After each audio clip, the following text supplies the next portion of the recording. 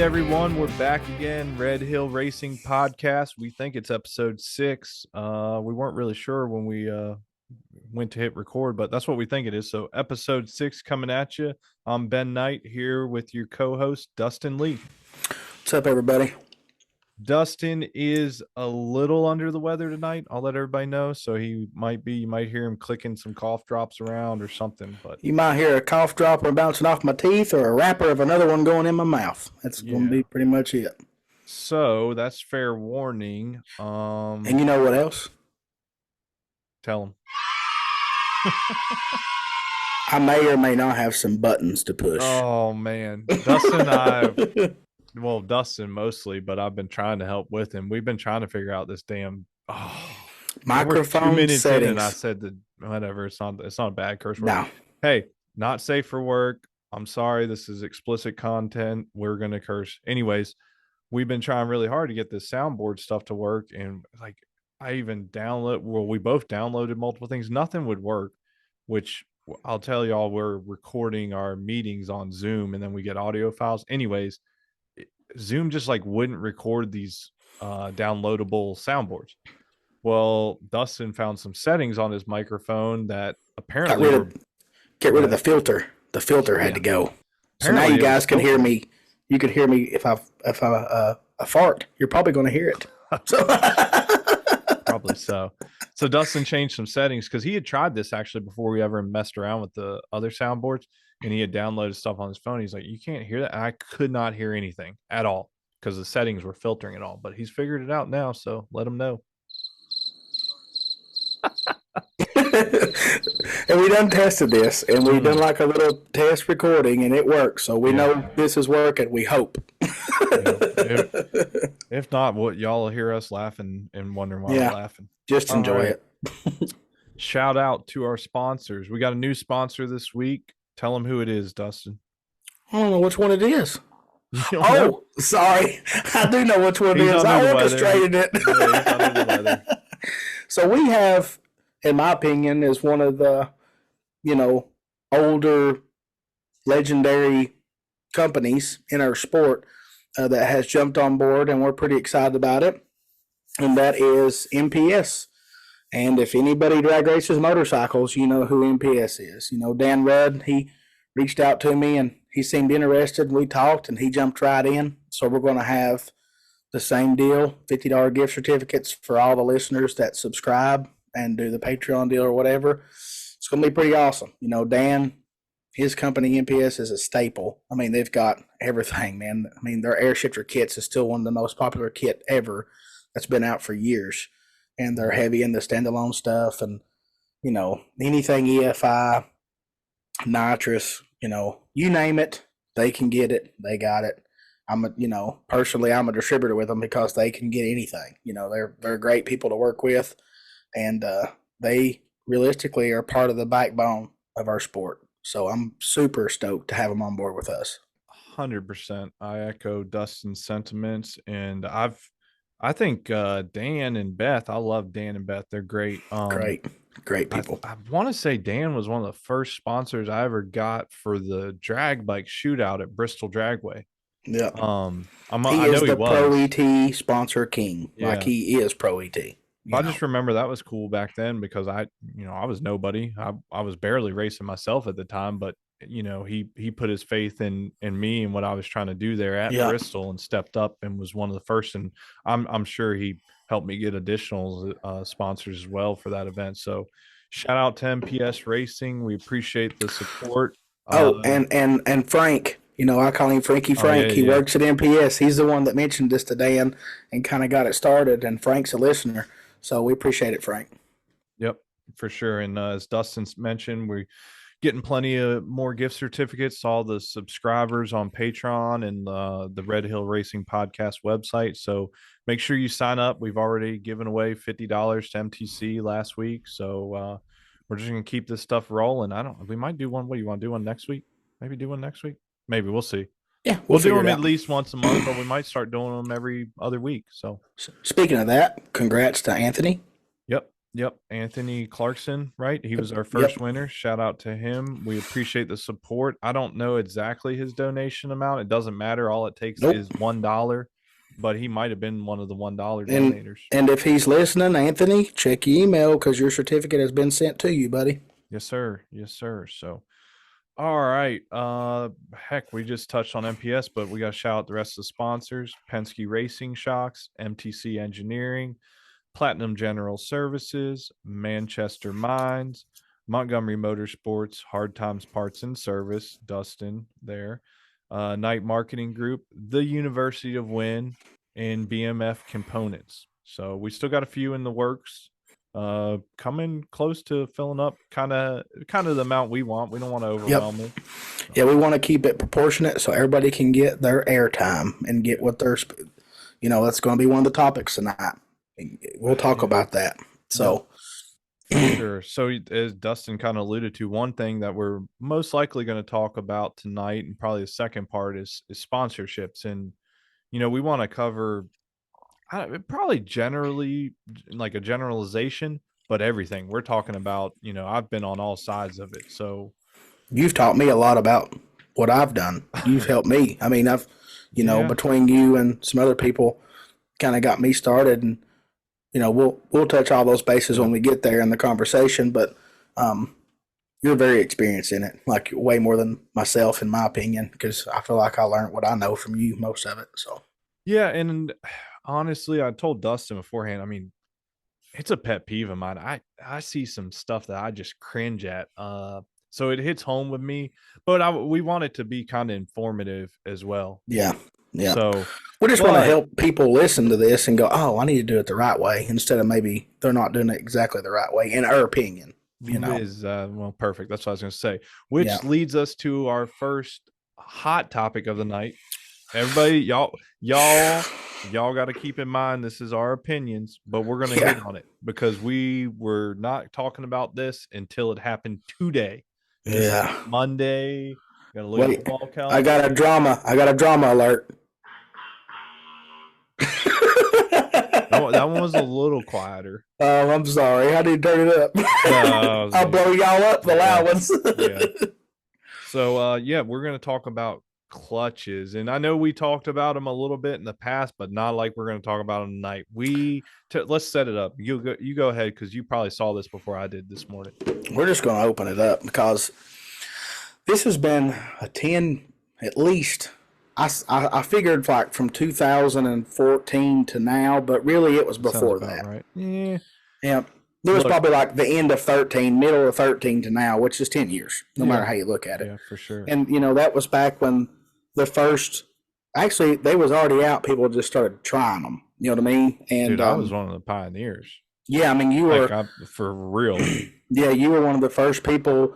And you know what made you a pioneer was that you won with it. That's what made it a flag flew for people, was just because, oh, he won because he's got this, and I can, get into detail on that. But so people get wound up about clutches, what kind of clutch they're using when they're racing street ET. Yep. Somehow, some way, between whenever street ET started, and I've never sit down and done the research of that, till now, street ET got lost probably 15 years ago. But now it's always a clutch's fault. If you want true street ET, in my opinion, you're going to have no stretch, no sidewinders, no nitrous, no air shifters, no nothing. It's just a street bike. But it's not. And the reason it's not is because it's a street style bracket class. Simple as that. They just like Pro Street, they look like street bikes, but they're not street bikes because it's just a style. So this is just our opinion, of course, but you have these street bike looking motorcycles that are doing one thing. They're bracket racing. They're cutting the light and they're running their dial in. That's it. It don't matter if they got a stock clutch, if their bike's electric, if they got a Gen 2, if they got whatever kind of other multi-stage RPM driven lockup or old school multi-stage that ain't RPM driven. it don't matter. We have an objective. React on the tree, run your dial in. That's it. That's the only thing I can explain it. That's the only way I can So explain it. this got kicked off because why? KOG, the Kings of Grudge, they Yeah, changed their King's the Street Grudge, ET. and they've been any clutch goes. I'm going to be honest. I've never raced a series, and the reason I haven't is because I'm afraid that it's a grudge series, and the classes that I race as a sportsman racer will be put on the back burner or kicked to the side, Right. and you'll be sitting to the side, and I could be at home instead of sitting at the racetrack waiting. So I You haven't wouldn't really want to go supported there it. for sure. Yeah, but it's they've been pretty much anything goes for years because I have a few times been interested in going and racing something, maybe if they're at Piedmont or whatever, which ain't far away. And usually sometimes something happened, I didn't go, or I changed my mind, or somebody would influence me not to go. And it was, I always checked the rules, and it was, Gen 2 clutch, whatever. You can't use a two step, yada, yada. Yeah, Carry on your way.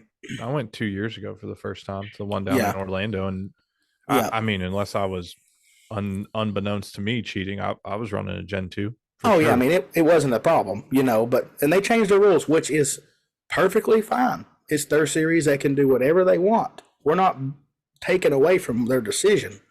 But We're that's what just, set the world on fire this morning. Or when we say world, we're talking about our small little Facebook world of yeah. motorcycle So drag racers. here's how I look at this. So when they allowed clutches, you had people that complained about the clutches being the class that didn't spend $1. And then when you take them away after people spend $2,000 on a clutch, who do you think is going to be more upset? The person that spent $2,000 to build their bike over this winter to get ready for this year, and then the rule changes, or the person that didn't spend nothing and just complained because they were hard to beat those guys that was using them? That's. I mean, if it was me, I would much rather not have a nickel out and something change and not affect me versus me being $2,000 out and something change and affect me. Yeah. You know. Now, Well, personally, I could not race street ET again the rest of my racing career, and I'd be okay with it. I've my mentality of racing's changed. Sometimes I'd rather just hang out with my friends, but as the people that spent money and was excited to go street ET racing that had the same tools as the other guys, and now the rules changed in February, they're not happy. Like, and I've got a couple of people that I know that pretty much was working extra hard to set their bike up for this year that do race that series, and they're upset. They have a right to be. Everybody's like, well, race Pro ET. Well, you can, but Pro ET allows delay boxes. So then you got a guy that's still throwing a lever. does it allow delay boxes in that series? It does in Orlando, right? Every year. I don't know, Yeah. to be honest. I don't know. I'll look Yeah. it up. You keep talking. Yeah, but I'm pretty sure it does because I was going to go down there to Orlando and use a box. I thought there was allowed, but if they're not, my bad.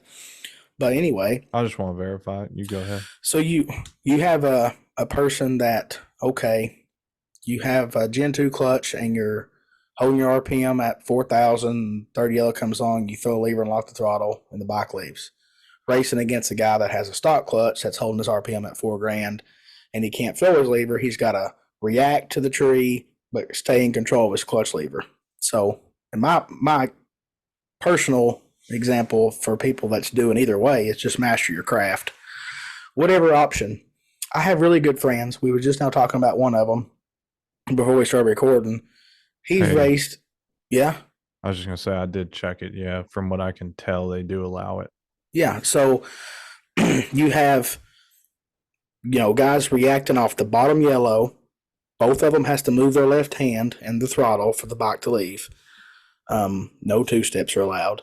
And then now, just because this guy's got a Gen 2 clutch, he has to go race over here with guys with full sliders, flat slicks, delay boxes. It's not the same. So the only difference is from the stock clutch guy to the Gen 2 guy is, of course, one has to control the clutch, and really, you don't have to control your throttle. It depends on your motorcycle. If it's long enough, you can just pin it, get the clutch out, smooth, you're gone. But then they're wanting to throw, they can just race Pro ET. So then that guy has to go race against delay boxes, which is a huge, huge advantage compared to the guy with a street style motorcycle with a Gen 2 clutch. Like, I agree with that. if I had an option every time I raced any kind of race, I would like to use my box because I know I'm going to have really good lights all day long because it's easier to react off the first thing you see versus waiting on the third yellow and trying to hit it without going red. So that's my opinion on the differences. And you get people that gets a little sour that spent some serious money versus the ones that didn't spend anything and complained. It makes no sense. Like you have, and some people have two bikes and they're set up two different ways. And I personally could race either way. Yeah. Do I choose to? No, because I don't have to. You know, if they made Well, every class I race stock clutch, and I would go stock clutch. yeah.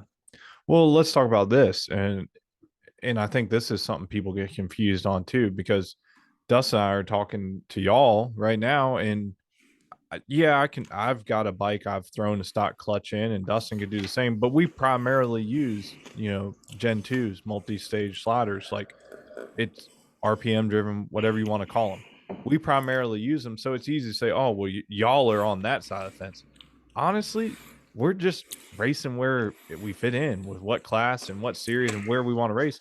But let me ask you this, Dustin, and tell everybody what you think, and you can ask me the same thing. Is there an advantage to having a Gen 2 clutch?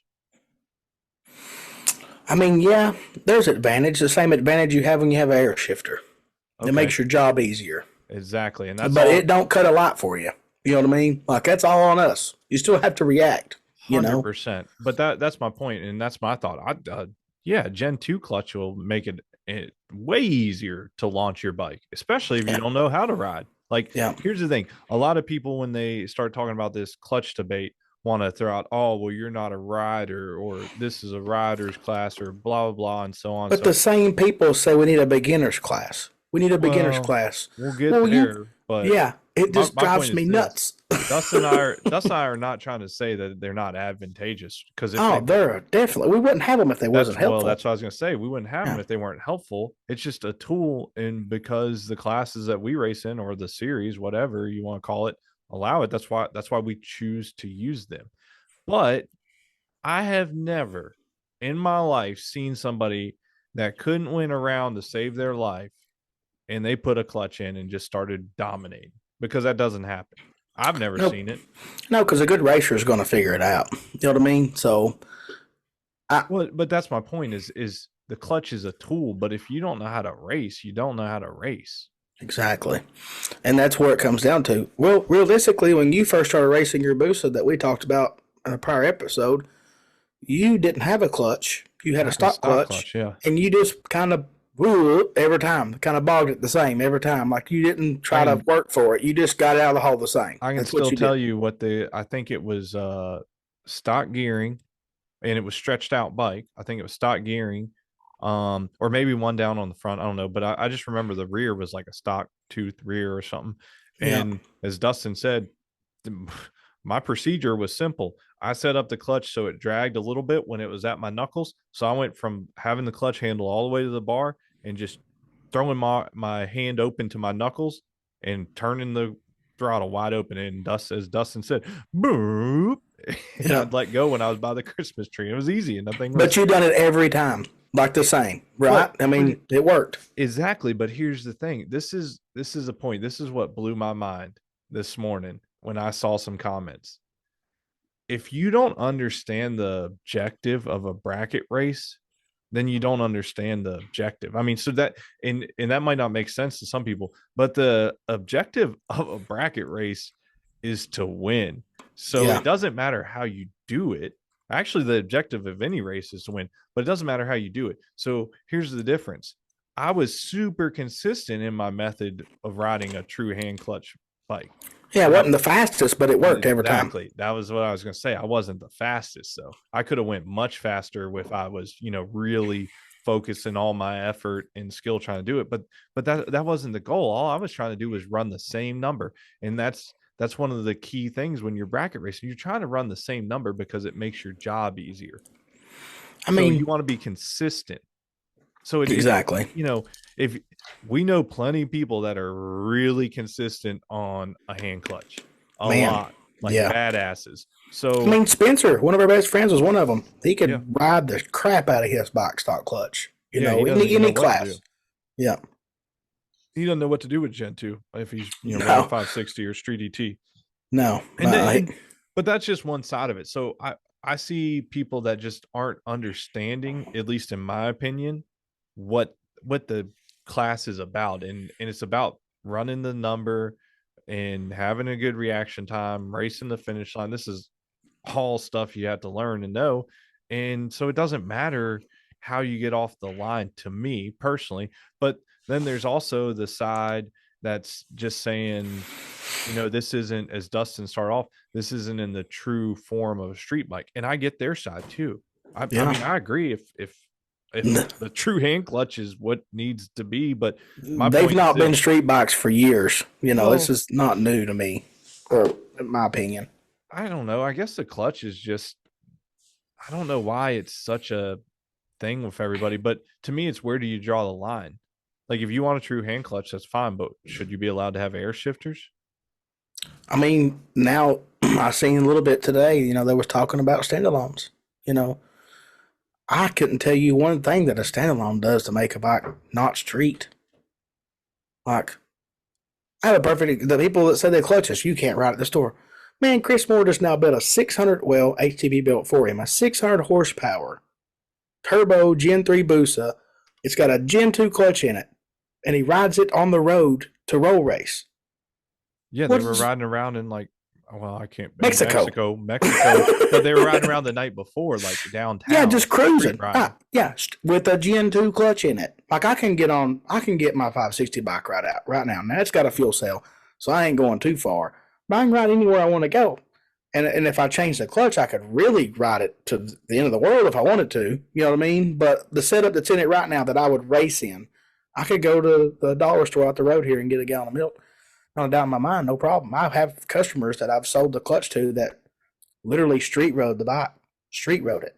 Yeah, so I'm So with what you on makes it that. not a street bike? What makes it, Well, go ahead. Sorry. what is it? Deficit would be, most old, like the old school rule of this clutch deal was to stall, to make sure that you could hold the bike in first gear, hold the brake, and dump the clutch and it die.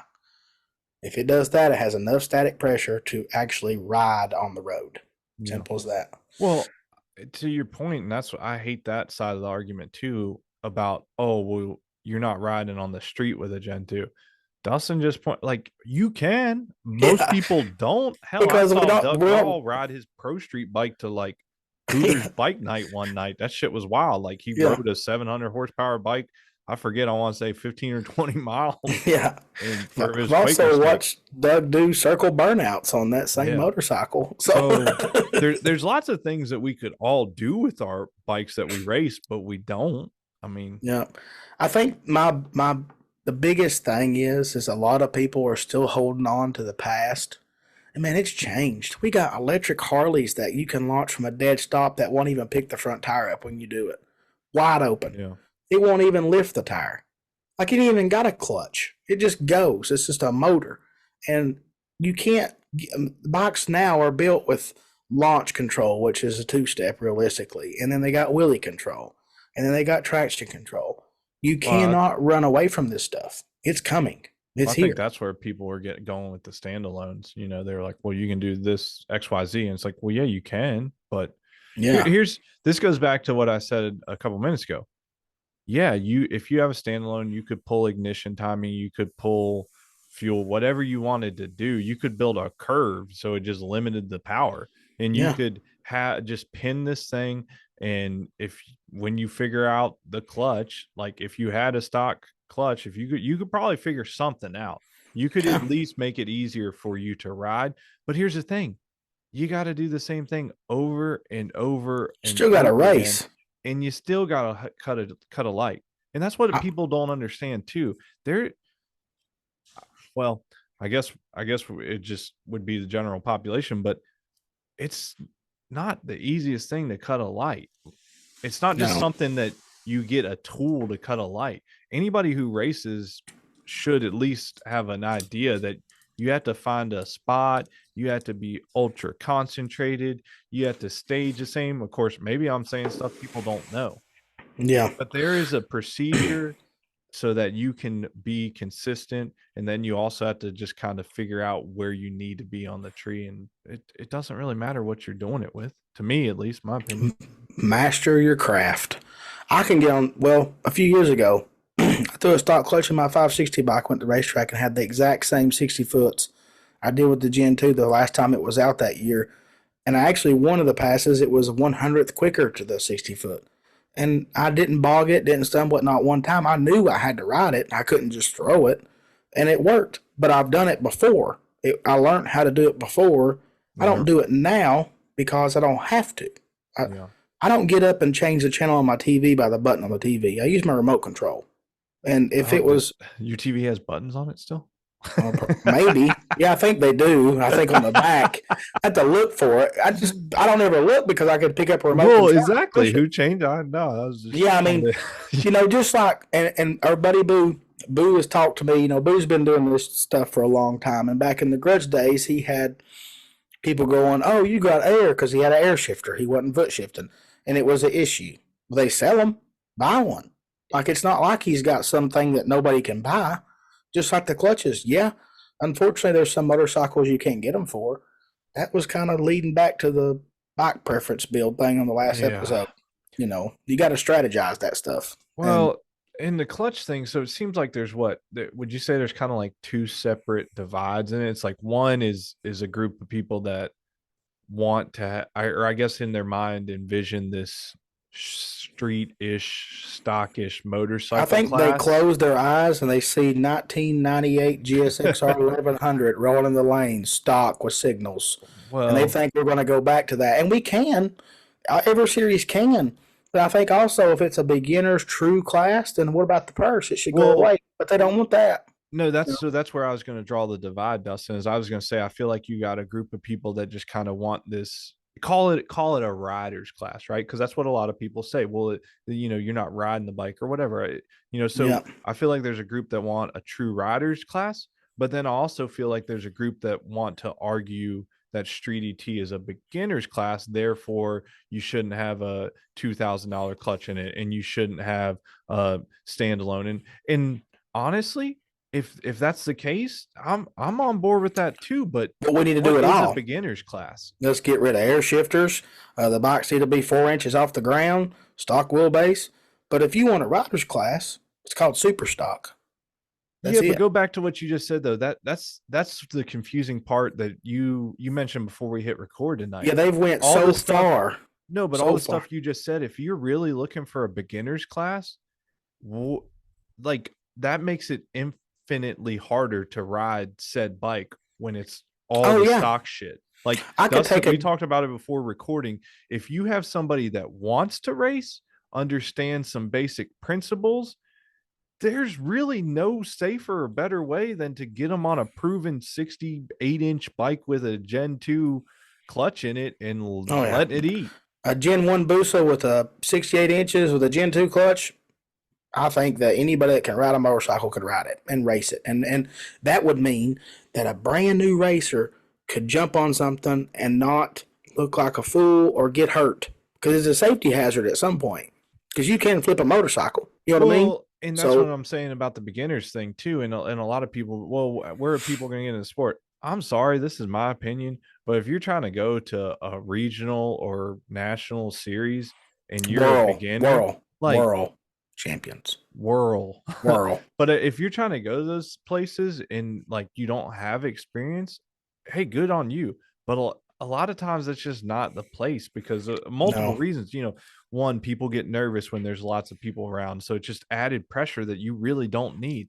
Two, there's going to be better racers there. So there's just, and I could go on and on, but there's a lot of stuff that stacks it against you. So my opinion, I've never looked at Street ET as a beginner class. I've looked at it as, yeah, there's plenty of bikes on there that aren't expensive, I guess is the best way to put it. yeah, That you can race someone on a bike that they have $3,500 in their bike, and you can race somebody on that has $35,000 in their bike. But that's the beauty of what we're doing. If we're bracket racing, Bracket it's a racing. theoretical even race between that $3,500 bike and that $35,000 Yeah, you bike. can be a Mama's Crown Vic at the local track racing against a guy with a pro mod. It's Yep. bracket racing. It don't matter. And I mean, I when I was first playing around on street bikes, I was at Cherokee out the road here when the entire staff altogether probably has one full set of teeth. And I didn't go to a national event to learn how to race it or ride a bike leaving the line. I just went somewhere close to get used to it. And then even when I got good at it and I was racing, riding the bike wasn't an issue. Then I was working on my racing side. I still didn't go out of town all the time. I Yeah. stayed close to home because I knew I wasn't good enough to go out there and race these guys that do it on a regular, you know? And Yeah, and it took some time to get used to. I was the same way. We did yeah, kind of talk about that a little bit on like our yeah, first big breakout wins at Rockham. It was the same thing. yeah. Like I didn't just start drag racing motorcycles and just decide to start going to my My rock back rock. in the Yeah. day. Like I spent a whole year, well, technically a half a year at the local track, and at the time I was fortunate to be at Bristol Dragway, so I spent half a year bracket racing and everything locally. I And remember you coming to Cherokee and sketched out because it had yeah, guardrails. well, I'm still a little sketched out by that. I'm not a I huge can't. guardrail fan, I but think you posted a video. dude, I got a helmet cam of Yeah, and you went down with Jerry, and it's Jerry's on the back scary. wheel. Yeah, and this little narrow It's racetrack. Yeah, dude, oh, that place is tight. I I raced mean, dragsters there, running yeah, 490s and 5.0s. no It was fun. thanks. No Good thanks. times. Now I go there, I'm like, why was I racing here? Yeah, I mean, hey, but shout out to all the local tracks because you got to start somewhere. But that I Yeah, I guess would that's our go there. point. Yeah, Is it's probably a better place. It's going to be better for a beginner racer to start locally and smaller because there's no additional pressure. If you come to XDA Bike Fest in July and there's 5,000 people walking around, you can barely get your bike to the staging lanes. You don't think that's going to be added pressure on somebody trying to learn to ride or race a absolutely. bike? Hell, it adds stress to me, and I've done it a million times. So There's some of them races I hate because of it. They're like, yeah, golly, get out of the road. but to me that's kind of the divide on the whole street ET and the clutch debate is the group that wants to keep it as a purist street bike, and I'm cool with that too. Yeah, And then just the make the group that rules. wants to make it a beginner class. But the thing about the beginners class is, I mean, we mentioned it. If it's truly a beginners, there should be a trophy. There shouldn't be any payout for it because you know what that does? That keeps the racers out of it. You think I'm going to Yes. pay $50 to race in a class that pays me And nothing? see, Sorry, no shout out thanks. to Sonny Vic at SDBA because he has a full blown class just for that called the Proving Grounds. And it's Right? for Yeah. new racers. There's no money, it's a trophy. But there's so many people out there. I'm watching them get better as the year goes because they have a class. And let's just say those same racers got into Street ET. And let's just say that Street ET was all stock clutches. Do you really think those guys still got a chance against the guys that's been doing it for 10 years? I mean, there's a Hell chance, no. but they're going to get, it's I'm not going to sorry. be No. right. And I mean, that's the thing. Like, Honestly, they, especially if it is a true hand clutch street ET class, that if takes you more talent. well, if you got some racers in there that are good, and let's just shout out our boy D'Lo, Derek Milborn. Yeah. That man is a bad mama jamma He don't, on. he don't care if full sliders is up in Street ET. He going to get a lane and run it. Yeah, That's just the he way he is. loves racing good people, but that man is phenomenal, and he always races. And I'm talking from that bike being a stock wheelbase bike, he was still hard to beat. And then now it's longer. And honestly, sometimes I think he might have been better when it was stock wheelbase. You know what I But mean? Just he's just good. He's mastered 100%. his craft. But I'm scared to race D'Lo on. I'd be scared to race Derek if I had a delay box on my bike. Like he's that good. So He's a threat, right? if you're gonna line up to that guy in Street T, like you don't have great odds from the get go. So kind of going with what we're getting at, like there's some badass racers and there's some badass riders that can do that. But And it's kind of what's touching on the point what's the that point? a national series, there's really not really a place for like brand new racers unless you go to like a certain few. I think Brian even done that once, didn't he? Didn't he have like a rookie ET? It's called I Rookie think ET, so. I and it was mean, pretty cool. Yeah, I mean it's great to have that. It was cool that Yeah, Sonny did that. In fact, last year about this time, whenever they were talking about it, that it blew up again. That was when there's a big blow up on Facebook about every clutches winter, again. Uh, every winter. It's like well, every winter, it's a clutch debate. yeah, but I mean that's the thing is a true beginner's class. It should be no payout, and you should still have to pay to get in it because there's costs associated with track time and so Yep. on and so forth, and to fund a trophy. But it should be a comfortable, I mean, I don't want to call it non-competitive, but it should be a fun thing that everybody in that class is trying to learn. And since And they're going to be on a more of a level playing field. That's the thing. If the clutch in Street ET is not making it a level playing field. Yeah, it's easier to ride a bike with one of those clutches, but you still have really good racers run it. You would just have to start cherry picking racers out. That guy's too good. He can't run Street T. That guy's way too good. Like you would have to do that and you to know make what it a happens? beginner's class. That's going to my second point. You don't have Sorry, no I started motorcycle. ranting. No, you're good. That where you left off right there about taking this person out, taking that person out. Then you have a class that can't carry its own weight. That's what happens. You Yeah. take right now. I'm going to just say it for the odds of every series that allows a Gen 2 style clutch in Street ET, 75% of the motorcycles at least have them. So if you take that Probably 75 now. away, there's nothing left. And then you have an unhealthy class. Sponsors don't want to help it. The series can't carry it. The entries don't carry it. And then it goes away. So, in my what makes Dustin happy? It ain't about being the clutch in the class, clutch out of the class. I really don't care. What makes me happy is full classes. I want to see good turnouts, happy racers, everybody having fun. And that's kind of part of the Gen 2 thing. I'm going to say it. When you race or test on Friday night, you don't have to take it apart to check it. It's fine. You don't have to work on it at the track. You get to enjoy yourself, hang out with your friends, put the bike in the trailer. It's done till tomorrow. Have a good time, play cornhole, whatever you want to do with your friends. Instead, if you had a stock clutch, you might be pulling it out going, I need to check this clutch for tomorrow, then you got to work. You're working where you're supposed to be having fun. And through the years, I've learned what to do and how to make one last, but still, it's not going to last like a Gen 2. I mean, I got clutches in my bike that's 3 years old. I mean, Yeah. that's 1,500, 2,000 passes easy. I mean, that's another thing. Is the clutch cheap? No, it's not cheap, but it's an investment just like anything in your racing program. And as Dustin's mentioning, one of the perks of it is that your wear and tear on your actual clutches is minimized. So you're not, spending $500 a year in clutches. You can Exactly. literally run the same clutch all year. And Yeah, I we've mean, we've proven it time over time over every time. year I look at my fibers like, man, them things look like they've been through a lot, but they're still good. The thickness is the stack height is still where it needs to be. I just put them back in there and pat her on the gas tank, and she just keeps on going. Like What there's yeah. no reason to do it. Talk It's just sorry, I didn't mean to go stop ahead. you. I was gonna say talk a little bit about the SDBA stuff because I went to I think I went to the first one, right?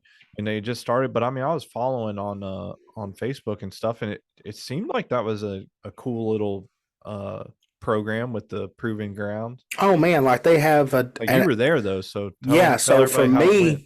for me personally, I enjoy it because I can literally every race watch the racers that's in the class improve. Like they get better and better and better and better. And to see that, it's like, oh, before you know it, those same racers are gonna be like, I'm gonna go gamble on Street ET and try to win some money. You know what I mean? That's So good. And what was it that like does, real beginners? I mean, could oh yeah, yeah. I mean, like some of them, like you could tell it was their first race. Like the burnout, that made me a little nervous. I was worried about them. Leave a line a little, yeah, woo, and then they're good.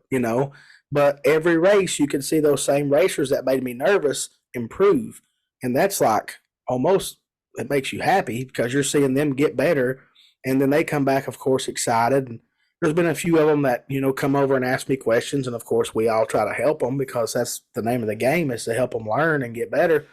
And um, Tim Layton's son, I think, won the championship. Now, I don't know exactly how the rules go. Sonny's going to be on here with us soon, so maybe I'll let that out of the bag. But anyway, he can clarify the rules and like, because I think there's a point where you can't race it no more. You know what I mean? Like if you dominate it or Yeah, whatever, well, I mean, that, honestly, that makes sense to me. because he wants to keep it where it's still competitive because everybody's still learning together. You know what I mean? And I think Well, that's go exactly ahead. the way it should be. That's the way it should be, in my opinion. Yeah. Well, I mean, if they, I don't know how many races are they having this year? You know, 6. six. Okay, so yeah, Yeah, like you said, if somebody wins 5 out of 6 races, even in the beginner proving grounds class, like yeah, they probably might need to try Street ET or another class, like whatever yeah. class you want to try. But like, I agree, they might need to get And he moved has it along. set up though where I think they can't double dip. Like if you run the proving grounds, you can't race other stuff. Like that's it. You know, that's where you go.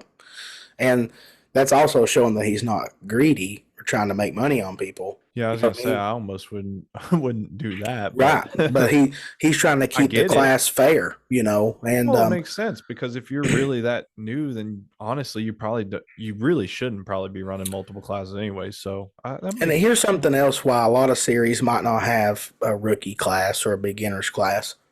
And it don't put people in the stands. It don't draw in spectators. I mean, unfortunately, any bracket racer, we don't draw. The only people we draw the fence is other bracket racers.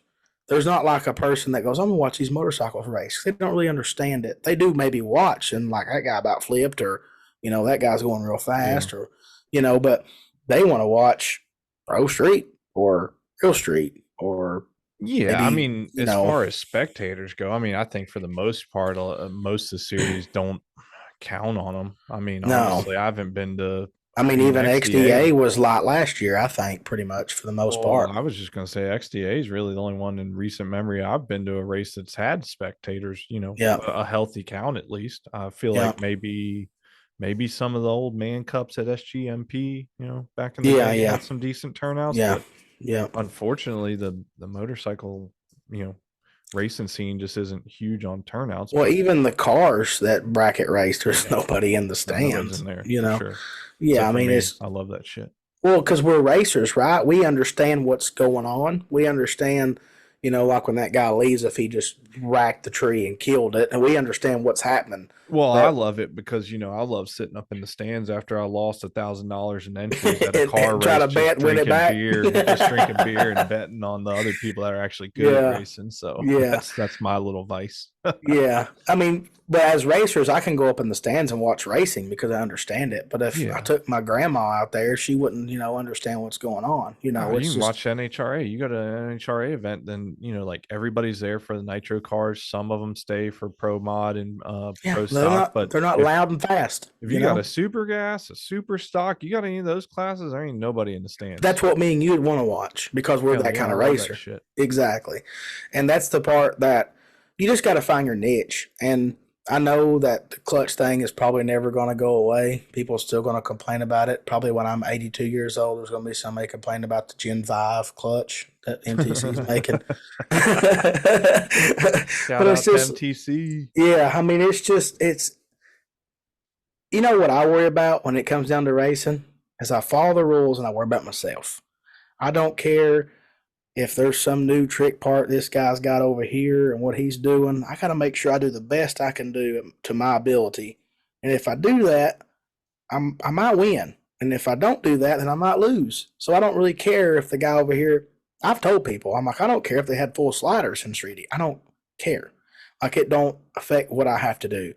But you're getting that from a guy that raced with a Gen 2 clutch against Pro AT box delay box for years and didn't care because I knew I had to do what I had to do over here and I had a chance. Well, that shit That's was all still I care crazy. about. That shit's still crazy. I wouldn't do that shit. I mean, I well, mean, I've done it, but I've done it even with no success. I'll put it like that. even crazier is I raced my 560 bike now at my local track at Cherokee with a stock clutch against foot brake cars, which was way more consistent than I was. But I won. I still won. I just Yeah. had to make sure I did my job. That's the biggest thing that I focus on is making myself as good as I can be. And I even use auto shift, which is another tool that I could use, but my style of racing, I prefer to stay on top of the button myself to keep me alert. And Well, if you other depend things on too. well, yeah, but if you depend on auto shift and it don't shift, it's over. But if you're button shifting and you hit the button that don't take, you can hit it again because you're already there ready. But if you're just waiting on a shifter to shift for you, it's I going to feel throw like I'm you under getting the singled windscreen. out right now. Well, I mean, you've raced every way, and No, I just mean as far as like my rule. Like if I don't learn it within 3 tries, to stop because I ain't gonna learn. Like yeah, I what mean, Dustin's saying is true. When I get used to something, I don't react. Like my bike would be in the rev limiter. I'm like, huh, I wonder what happened. yeah, I mean, you're in the windscreen and having to like, whoa, it's done over. You know what I mean? The rate you've done lost. But I'm always thinking about if I hit my button, and I'm going to try my top gas bikes always. I have auto shift to my bracket bike, and the only time I use it is when the air is so good that it's just so fast that I can't pull any more power out of the bike. And then I'll short shift it, and I turn the auto shift on because Dustin's not going to button shift it early. I've listened to that bike so many times. I know the sound it makes, and I push that button and it flickers. Usually the light does. So I have to let the bike be ahead of me for me to because I'm just been doing it so That's long. crazy. So I want to try it on the top gas bike, and it might be an epic fail. And I'm not saying that I'll use it. I'm not saying I won't. I don't know, but I'm not afraid to try something new and see if it's better.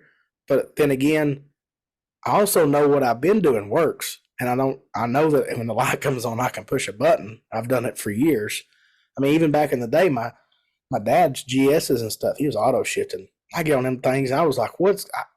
It was like wizardry. I didn't know what was happening. It was just changing gears. I didn't like it. I'm so used to being in control. So I guess at some point, I do like riding because it also helps me know where I'm at on the racetrack without Mhm. having to be aware where I'm at on the racetrack. And then another side of it is I can count on myself better than I can electronic part. Even though a lot of times electronic parts don't fail, you know. And shout out to MPS for making, in my opinion, one of the best auto shift modules there is that they quit making that I wish they'd bring back. But um, Yeah. I tell them all the time. But the clutch thing get wound up, and I don't want to sound like a jerk, but it's a lot of times it's the people that ain't putting max effort into what they have. You know, if you roll in them lanes and you know what you can do and what you're going to try to do, you don't care what dude beside you's going to do. You just don't. Like you got to do what you got to do yourself, and that's the way I've always done it. I'm not saying it's the Well, right way, but it works. yeah, and I mean, to me, it's just I just don't understand some of the arguments, I guess, because like we were saying, if you want Street ET to be a street bike class with that stock wheelbase, foot shifting, and true hand clutch, like that's cool with me. Like I'm support you. Like I'm not gonna race in it. Like I just don't have a desire to race in that. Now I did race twice last year in Street ET with a true hand clutch at XDA, and I had a blast. I had fun. I wanted to do something different, so I did it, and it was I'm fun. I'm doing that this year with the Trunchbull. When she's ready, XDA, I'm gonna load her up, take her with me, run it in Street ET with Yeah, stock clutch. Just because I haven't done it in so long, it would be fun. And you never know, I could go out there and win. Then I got something cool to say. Look, I want a stock clutch and a stock ECU. You know what I mean? yeah. Just because you get some people that act like you just couldn't do it without it, and I'm like, man, Well, I I've done mean, it without it. I've been been there. there, done that. So Right. it's just, but that's what gets me, I guess, about when this is always brought up year after year is it's that's cool if that's what y'all like, but don't. I just hate it when the clutch is the only reason people win because trust me, it is not the only reason I people told win. y'all at one of the episodes, I would pull that clutch out if I had to pick between clutch and nitrous. I would pull it right out. I would. And MTC is one of my sponsors personally, and I love their product. But if I had to pick, I would just say, well, I'll ride this clutch myself and then have my nitrous with me because I've won more race. If you bog it, if you accidentally mess up the launch, guess what? You can grab nitrous and fix it. Yeah. As long as you don't red Well, light.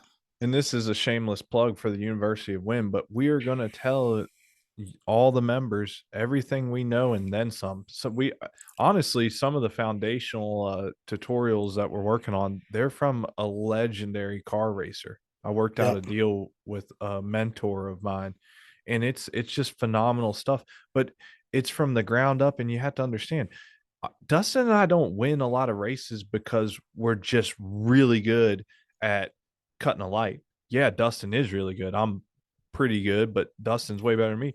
we win because we have multiple ways to make a race turn in our favor. And that starts at the starting line, it's through the middle of the track, it's the finish line. We can take a potentially losing run, say that we had a 25% chance to win from the hit and turn it into a 75% chance to win going down track. And if you I don't had, a, understand what we're talking about, you need to sign up for the school. I mean, at Knoxville last year, I had a 700th decibel on the tree against a special person, Oh yeah, and I I was still you pulled it had to say off. that. That was some crazy ass shit. I still if I wish you'd have a light like that You on know, on you. the movie Tremors, when he run, he goes, "I got myself a plan." That was Well, me. and so that's what really when I seen it this morning, I told Dustin, man, I Don't lie. He was I like, "Are these guys still arguing about this?" well, yeah, but I screenshot something particular, and somebody mentioned something about, well, they were just talking about how they were so happy about the KOG rule change and Street T should be true hand clutch, and that's a rider's class or whatever. And I was like, yeah, all right. I mean, I'm cool if you want a hand clutch, but it's not really to me a rider's class. It's still a No. bracket race. And then I seen something where somebody said, yeah, get rid of the sandbaggers too. And that's when it hit me. I'm like, man, like just if you think sandbagging is Has like something to do not with the legal, clutch. no, Yeah. but just like there's people, and Dustin, you've seen it before, that like Yeah. people used to hate that idea that like, oh, you're sandbagging. Well, what is sandbagging? If I say I can run 10 flat and my bike can run 9 flat, what the heck do you care?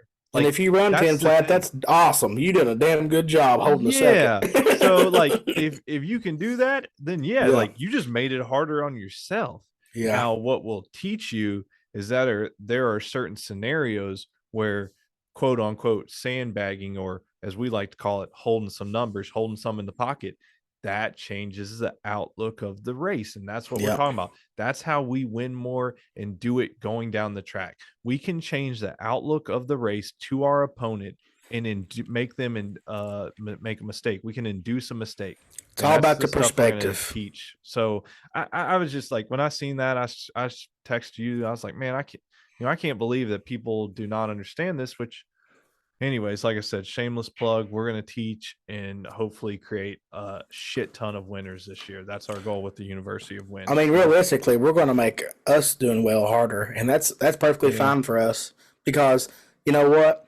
The tougher our competition is, the harder we are. The harder we try, the more we work to be better. And I've been yeah, saying that for years. Like I'll say it right now. I've got a lot of people that talk about Street ET being beginner or whatever. Street ET is just as hard as Pro ET in its own way. It is just as hard. Like I just now seen a thing on my Facebook I'd saved or something where me and Wes Brown raced at Knoxville. And we were both like, I think I was 003 and he was 006 on the tree. And I took like 004 stripe to break out more than he did in Street ET. Like, in its own way, that class is so tough that it's not a beginner class. I don't care. Even if you took, for a perfect example, if you plucked Jeremy Teasley, the GOAT, and you stuck him in Street ET, and he has all the same components as a beginner would have, he's going to be hard to beat because he's the GOAT. He can manipulate a clutch smoother than anybody else. He's just good at it. You know what I mean? Like, you can't take experience away from the class. And then you could take a new racer and give them that clutch, and they can compete with the great riders, the experienced riders, because yeah. If they then understand they how to don't have racing, right. Then they don't have to worry about controlling a clutch. It's not a rider's class. It is a bracket class. It would be like going to your local track and foot brake cars had to have a stick shift and a clutch pedal. They don't that'd have be to have funny. it. But you know what I'm saying? Yeah, Like, no, yeah, I get what you're saying. and they make motorcycles today brand new that's automatic. What are you guys going to do if they roll up in the Yeah. lanes? You going to be mad at them because they're a stock motorcycle off the showroom floor, and you've bought aftermarket goodies like air shifters and all this? Well, Would I care? No, but y'all probably some of the ones that complain about the other stuff would. It just makes no sense to me. going That's what back to about what you said about Street T, how you kind of always viewed it as a pretty hard class. I always did too, because here's the thing: when we go to these big events, XTA and stuff, And I mean, I know it's changed some over the years, but it used to be Street ET was, if it wasn't, it was close to the biggest class there, which Yep. usually meant you had to go an extra round or two. I mean, think of Yep. it this way: we And run it top paid the least sportsmen, amount. right? But we run top sportsmen. If you win 5 rounds in a row, you just won 2 grand, and you're going into like the quarterfinals of a $5,000 race. Now, to win Street ET on Sunday at XDA, what do you got to go 7, 8 rounds Yep. at least? So you got to go Yep. another 2, if not 3 rounds to win less money. It's I don't know. It's just And to lead back to the sport and how it needs to carry itself, all those racers is helping the series stay alive. yeah, And another subject would be payouts. So everybody wants a great payout, right? Everybody wants to have like a good shot at maybe winning some good money. Well, I know I personally do, correct? If you mm-hmm. start nitpicking the class and getting rid of people, that stuff's going to go away. Then your street ET is going to pay $400 and you still got to race 40 guys and it costs $100 to race. Do you really want to do that? No, those people are going to go to Pro ET or something. Then they're going to change their motorcycle and then the class dies. Well, It's just yeah, too hard. There's too many variables to keep a class healthy. I mean, we've watched, in my opinion, a legendary class go away just because there wasn't that much participation. That was Crazy Eights. Like, that was one of my favorite classes ever. And it just got to where it was barely having 32 to 40 bikes in yeah, a it's strong, crazy. in a healthy series. And it just wasn't maintaining itself and it went away. The Yeah. reason why was I think a lot of people were changing their setups to not fit the class no more, and they were all falling over in 560, which is a little bit quicker to the eighth than Crazy Eights. Usually, Crazy Eights is like a 570 eighth mile, Yeah, and it's about spot on. some of those people, like me and you, would be like, well, we're on the same bike. We'll just short shift or whatever to slow it down. And that's what we did. But if they took a bike that was a street bike and put a flat slick on it, or maybe got rid of their headlight and tail light, then they went to 560. And then the participation in the class went down. And then it was like that for about a year. And then it gone. And Yeah. we lost the class. Everybody wants their own class too. That's something that everybody's like, I wish they had this, this, and this. I'm like, God dang, like there's gonna be like 4 guys in that class. This is Well, we're getting I older and we just get in where we fit in. I mean, we used to yeah, be more vocal too. We really did. I mean, yeah, I remember when the stuff first came out about the clutches, I was super vocal, but honestly now I just don't care. I got better shit to do.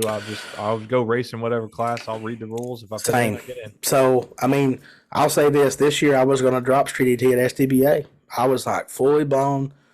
I'm gonna drop Street. I'm gonna play in 6-0 a little bit.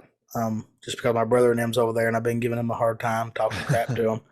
And John Markham, been giving him a little talking crap to him too. And then Sonny Vic surprised all the champions and said, "You guys get free entry this year instead of the championship money, or you could pick whichever one you wanted." I'm like, "Well, if I'm getting free entry, I'm racing it." So he threw me a little loophole on that one, but I'll probably, I mean, if I don't win the championship this year and you don't do the same thing, I'll probably. It's not to me. It's not. Used to, I wanted to race every class so I could squeeze my buddy in without dying, and I usually didn't even care about the dying part of it. And now I just enjoy watching people that I help. I guess it's part of my business and how my business is growing. The last race at STBA was like an out of body experience for me. I'd lost in everything except one class. So when I wasn't up there for that class, I was up on the starting line watching my brother and everybody I've helped through the past season. And I had this weirdest, greatest time ever. Like, I was full of goosebumps the whole time because I was enjoying watching them do well versus used to. I was so busy racing, I didn't get to see it. And I ended up doing okay and got in the finals of 560. So cool. I think I lost to Randy Parker, which again is somebody else that I've sold a clutch to and tuned it. And so it was like a kind of a win-win deal when you race somebody like that in the final. Well, of course, I think we split, so there wasn't no money difference. We were just having a good time. And I don't know, like you're probably, because you say the old age, for me, I think it's just that I put my business before myself on the racing part. Like when I go to the races now, my job is to provide parts for people, and I try to race while I'm there. Before I went racing, that's what I did. It's You know? just well, it's just how your things just change. Your Oh, prerogative changes. responsibilities. Yeah, that's just Yeah, everything. I mean, I'd rather see my friends and my brother win than if yeah, I had to choose, like I would 100% choose my brother to win over me on the weekend. yeah. I mean, Hell, he's a perfect example going back to the clutch stuff, and we touched on it last time, but I don't know why I didn't think to bring it up again. My oh, brother yeah, has like we talked about this before, but we'll yeah. bring it up again. We taught my brother to drag race motorcycles on fully set up bikes. They were whatever, 66, 68 inches long, Gen 2 clutch, already set up. Like Dustin and I had done the research and done the work. We made sure it was safe. And all we said was get on this bike, hold the RPM at 3,500 and throw the lever and lock it. Like, and could confidently tell him that. He And would do it he right do too. like Yeah, anything we told him, he did it to the T and listened, yeah. and he had more confidence as he started to race, and he had been around it for so long. Like he was a good racer when he just started, but like he just took to it. Now that being said, I think He whatever he knew how to race too. 2 or 3 years ago, he started trying to dabble in with some stock hand clutch or true Yeah, hand clutch stuff. he And done all right. well, I mean, like it's just something whether you want to go that route or not. He, But the for a the good example of that, he went through more growing pains of that than he did before when he started. Exactly. Yeah, But the point is this, he knew how to race and but yeah, he wasn't that good of a rider just because he never had to. So yeah. I guess that's my whole point on the clutch debate. I'm cool if a group of people want to have a true street bike class and that definition is a stock clutch. I'm cool. That's fine. Y'all go race. I might get in there every once in a while. But if you're trying to call it a beginner's class, like I just don't buy that. Like a beginner's No, class is what the proving grounds at SDBA is, and I hate to say it, that's my opinion, and that's where I'll rest. But the beginner's class, as we talked about, why have rules on the bike stuff if someone's learning to race? Like that's don't exactly let how them. it is too. You can have a bar bike and race Yeah. the proving grounds. Well, that's our point. Is Yeah, why if you're trying to learn whatever makes the person racer more comfortable and safer. safer to Yep. me, and there's just tools. Anyways, we could beat on this dead horse all night long. We could. I don't even know how long. But What time did we start recording? we're probably about an hour in it. I told you we could Okay, go a long time on it. You we want to really keep talking can. about the clutch? You got any last words? I mean, that's my two thoughts on it. Take Is there's a divide and there's the take this for beginners and whatever that. you want. Take it for whatever you want. Yeah. However you choose to race, and as long as you understand racing, bracket racing, or whatever, this podcast is mostly about bracket racing or index racing. Um, Master your craft for the love of God. Just work on yourself and try to be as good as you can be. Everything matters. And if you don't understand why sometimes things don't line up, then maybe you should be in the University of Win and we can help you understand that. I'm just being real. Like, you know what I mean? Like, No, I'm with you. now 100%. saying that, if you're at a race and I'm at a race and you come up and ask me a question, I'm not going to tell you to go subscribe. I'm going to help you. Like, it's just how I am. So if you're at a race and your tickets don't make no sense, and I'm there and you see me just sitting there with my phone in my hand, maybe texting somebody, come up and show me your tickets and I'll give you my opinion. But because I'm all for helping the sport grow, I want to see racers get better. That's what it's all about. But you got to master your craft. You got to work on yourself. If you sitting over here worried about what ding dong beside you's got in their motorcycle, you done messed up. You've done started off on the wrong foot from the rip. And I know very good racers that has had to race very good racers and know they're very good racers and then choke it up, mess up because they're in their head. Just do your job. Work on yourself. That is what is today? Monday? Monday Yeah. night advice. That's it. That's all I got on that. Man, I don't think I really have anything else to say on that. I mean, you know, like we said, I don't know, we just go on and on. Sorry. I'm dragging on that, but You know no, what we can do? well, I've been waiting for you to do some sound effects. We can flush that stuff. Here we go. Bye bye. Oh, no more clutch talk. I felt like I was gonna spit something out at the Well, last you minute. you can go ahead. Oh no, we were Hang closing on, it I up. got a rewind button. You may find it. Well, I was DJ gonna say rewind. Here it is. and All then right, lost go my ahead. train of thought. I clicked on something my email by accident. It just like popped up and totally ruined my mind, my train of thought. I wish I could multitask like that. No, I can't. That's what I'm saying. Like I accidentally clicked. I clicked on something else by accident. Anyways, no, I mean that's basically it. We touched on it. Like I said, my thoughts are that there's kind of two divides, two groups, and I just don't know where it all fits in. But A lot of the it's racers, wild. man, they're just like the big majority of the gangs. I call them the gangsters, the ones that's always traveling to go race at different places. They don't care. They just show up, follow the rules, and race. And that's the way I am personally. I mean, I go. I want to. The thing about knowing the rules is just being aware of your situation, like what's going on, how's this work, how's the classes run. That's just being aware. That's preparation. And I'm a very when it comes down to going racing, I try to be prepared. But Yep. the he said he's got this, I ain't got this stuff. That just ain't my cup of tea. And I'm never ever going to badmouth somebody because they got a part that I don't have. It's just not how it works. That's just not how America should be. Mm. I need like Flush. some. I need some bald eagles screeching. Here we go. I was gonna. Okay. America. All right. Flush this topic one more Oh, time. here I'm we done with go. it. It's Oh, it feels so much better. Perfect. down to the Super Bowl. It's out of here. Mm.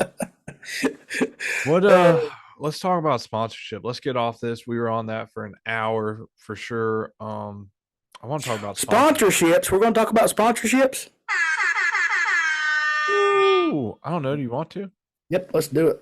Let's get into it. So the reason I told Dustin I brought this up on Facebook a little bit, I want to talk about sponsorships for a couple of reasons. One, I feel like there's not a great understanding of it, and two, hopefully this will be helpful to people. Yeah, But this is like some advice, like yeah, now so our personal advice. yeah, so what I see a lot, especially with new racers, and this, like I said, this is our opinion and stuff. But here's the thing: the type of racing that we're doing and talking about, and it's even honestly, it's for the pro street racers and same. We're all spending a lot of time, a lot of money, and a lot of effort to do this, and we're not getting paid to do it. Okay, it's a hobby. Let's just face it. Now, Dustin, he might actually win enough to make it worthwhile, but that's another story. So, keeping that in mind, sponsors are great. If you can get sponsors, they're phenomenal. They can a lot of times help offset costs of parts. They can potentially monetarily support you. If nothing else, they can provide more of a brand recognition so you can create your own brand.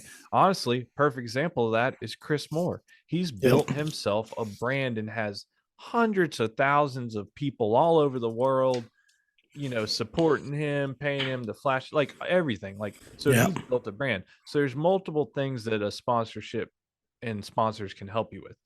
One thing though that I see a lot, if you're a new racer, having a sponsor is not a prerequisite to racing. They don't go hand in hand. So I feel like a lot of times new racers just I had to have sponsors to go race. No, you just need to have money and something to race, And really. saying that now, I've had a lot of my sponsors for a very long time. Like I haven't changed or left anybody in years. Like it's been the same for a very long time. They just renew. Very, very, very, very rarely will a sponsor hand you cash. It's just rare. Like it Yeah. don't happen. They don't give you cash.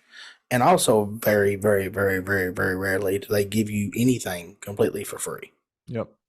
Yeah. No, I mean that's a good point, but we're yeah, we'll touch on that some more. But I agree with Dustin. He's right on that. We've seen that. But going back to the basics, so if you're a new racer, honestly, you don't, if you're new, you don't have anything to show. So I feel like the way I went about it when I was getting started is I spent, I think it was 3 years. I just grinded and grinded and grinded and tried to build up a resume, excuse me. It's the same as applying for a job. You don't just walk out of high school or college and go to, a Fortune 500 company and apply for the CEO And as in position. your resume, you're talking about achievements that you've done on your own. Yeah. Your resume when you're 20 doesn't have much in it compared to when you're 50. I mean, well, generally it shouldn't, but Yeah. like that's the thing. So I spent, what I thought was about 3 years to build up a decent resume before I ever even considered approaching a sponsor, just because I wanted to have something to show them. I mean, what was it when I first started racing? I was going to tell somebody, "Hey, I'm good at this." What could I show them? I hadn't won Oh, a yeah. damn race. Like, I'm trying to so, go out here to race and don't know what's going to happen. You're not giving them nothing. and times have changed, and so I guess I'm getting a little old school. You can be an influencer. I hate using that word, but you could have a good following and get sponsors and say per se not be good at racing. But I guess my point is this: you don't have to have sponsors start out racing. In fact, I don't recommend it. Like if you're new, just go out and start getting some experience and build your resume, and then start with like smaller stuff. And And also, you could build relationships while you start out by buying some little things that you need from the company that you might want to get something from later. You that's got a to build a great point. relationship. That's a great point. And Dustin nailed that one on the head. You need to build those relationships. And then in a year or 2 or 3 years or whenever the time is right, you already have a relationship. And you can say, look, Dustin, I've spent $2,000 in the last 5 years with you. Could you help me out this year? Excuse me. And Dustin's going to look back and say, you know what, Ben, you did spend some money over the last few years. Send me over your proposal. And Yeah. then he looks at it How and many says, championships you got, boy? and then, he says, well, this guy's not bad. And No, then it exactly. starts going to other stuff. Well, how are they on social media? All that stuff. So it's just, I don't know. Maybe it's more so it's a pet peeve of mine, but Well, I mean, some of there's these new nothing. racers that are just, to me, it seems like they think, we talked about this beforehand, but it seems like to me, they think that they have to have a sponsor to go racing. And I just don't get that, because you have no resume if you're new. It goes back There, to the beginner stuff. Like, what are you going to show somebody?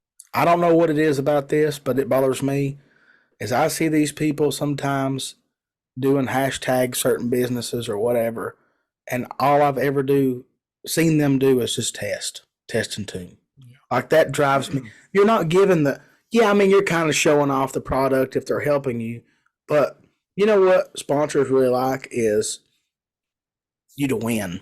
That's what they. I mean, realistically, if you go racing and let's say you, or maybe you just number two in the points or number four in the points, or they want to see. The reason they want that is because people that's doing this wants to have what that guy has that's doing well. So maybe you can influence them to have other people to buy what that guy has, which would be you, and that helps them sell stuff. It's a relationship that you build, and it ain't just give to you. You got to give back. You've got to help them. Right. Well, that's another thing. Like I said, I kind of just wanted to start off at the basic, and it was like I said, it was I got also a off pet. track. No, no, no, you're fine. You're fine. But it was also like a pet piece. So I just want to start there. Like, you don't have to have a sponsor when you start racing. Like that's not a I thing. That's didn't. not I a mean, prerequisite. Is I all was a I'm saying. broke kid. I could really use one, but I didn't Yeah. get one because I knew I didn't have nothing to show them. I didn't have nothing to offer. Like I was, Well, you a said it hometown earlier. hero. You said it earlier. I remember when you first or we first started talking about, like, when I trying to help you out with your program. Yep. I remember Yep. that. And you said it earlier, but you're not wrong, right? I was one of the first ones to try and help you because at the time I was at Brock's, Yeah. and Yep. You Dustin did. was starting to gain some momentum, and he was starting to I, win pretty consistently. And at the local track, even at the time, actually, I remember post that Brox would make. Well, if you're tired of hearing it again, Dustin Lee won again at Cherokee racing the car. Like I remember, I yeah. can remember those posts that they made, and I never asked for nothing until I knew that I was given something. Like I felt like that I seen potential in Yeah. myself. I guess I'm that type of person that I'm always trying to make myself better, even though Well, you're sometimes building it your don't. resume. That's the Yeah, thing. When you were already doing stuff when we started talking, and Uncle then we Jerry worked made out my some stuff. resume. Yeah, we started working on Yep, stuff, and yep. that led to discounts, and then product and all that. And that's, that's how it goes. But Yep. you need to build up a resume. You need to be professional. Here's the thing too that a lot of people don't realize. If you're going to be a good partner, because that's what it is. When you get sponsors, you're in a It's a partnership. partnership. It's just like being married. Yep. And that the reason is this: a sponsor is providing you X. It doesn't matter if it's product, money, whatever. But they also expect stuff. And that's something that a lot of people overlook too. Having sponsors is work. Like, no Yep. shit, it is work to do it correctly. I do a race recap after every race, no matter how tired I am, no matter what's going on. I have to make sure that they get what they deserve for helping me do what I get to do. That's just Yeah. the way it is. You got it. And sometimes more than that. I mean, I have a sponsor that I just now sent them a little treat. And I talked to them today, Yep. and they were pretty happy about that little treat that I sent them.